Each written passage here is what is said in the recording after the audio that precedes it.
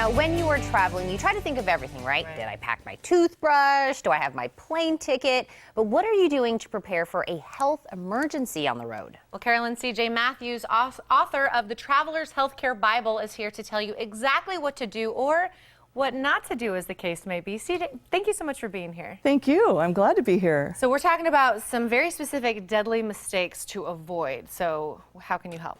Well, a lot of times what we do is we get ready for our trip, but we forget about the emergency part of it. And those are the things we're not prepared for. But there's some easy things that you don't want to do. Don't forget your ice. This is in case of emergency paperwork. We usually put it on our cell phones now. The problem is they get lost, they're stolen, they run out of battery. Has that ever happened to you, right? Yeah. So and then now we even have passwords. So to get to the ice takes time, and we really want that to be in our favor. So we're trying to make it easy by just using a simple piece of paper. We usually laminate it so that it's someplace on your body, in a pocket, or even pinned to your body in case something happens, like a car accident or anything else that might occur, right? So the second deadly mistake that we do is we don't pay attention to where we're at. So when we're walking or driving, look for those blue H signs. Do you know what I'm talking about? Yes. Right. So if you're in a rural area, that's especially important if you're in a car. So if you're traveling cross country or outside a metropolitan area, it's important to keep in mind where those H signs are at so that you can get there even faster in case of an accident or a heart attack or something like that. The second thing is that when we have the paperwork, a lot of times what we forget to do is exchange it with our travel companions. So if one or the other does have an accident or some type of health emergency, they have the information very quickly and they can tell the first responders. And one of the last deadly mistakes is not updating our in case of emergency paperwork with our home base in case of emergency person. So, you want to give them the information they need, medications that you're currently taking, allergies that you might have, pre-existing conditions, and with your home base, give them your insurance information so all that can be done easily, and so you'll be taken care of. And what I've done is put together an ABC.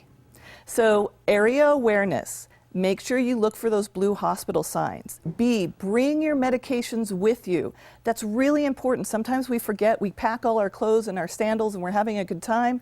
And the easiest way to do that is in a Ziploc bag, so it's all in one place and easily found by first responders. And that way it doesn't get lost in your suitcase at all, right? Okay. So it's right with you. Also carry it in your carry-on with you if you're flying. That way it doesn't get, suitcases get lost, so bring it with you on the plane. And the last thing is keep in contact, check-in calls. Make sure that they're scheduled regularly and pre-arranged so they know when you're supposed to call. So if you have not called, your home base ICE person can make sure to look for you. If it's your granny, to send out the search party. Right? So makes it just really easy, your ABCs, and if you avoid those 4 deadly mistakes, you basically have helped yourself immediately by helping with speed. It's all about speed and time. These are great, easy tips. And I know we kept referring to the ICE card, the in case of emergency card. Go through again what exactly we should be putting on it. So your in case of emergency card, I happen to use a 3x5 card that I usually laminate. And you'll notice I'll put my name on there, the name of my contact, how to reach them, including email, phone number and email, and their address, so that they can have police go there if they can't get a hold of them.